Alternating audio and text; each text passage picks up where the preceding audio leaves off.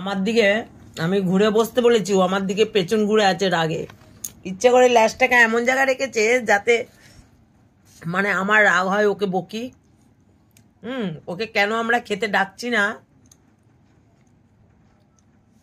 ওটাই ওর রাগ। আয় খাবি তো, আয়। আর একবার সাধবো, আর সাধবো না। আসো।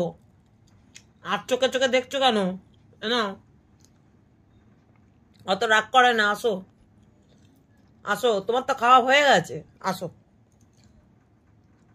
আসো। তুমি আমার ভালো ছেলে না? তোমার মনে এত হিংসে কেন? কে ফোন করছে? কে ফোন করছে? তুমি ফোন ধরতে পারবে?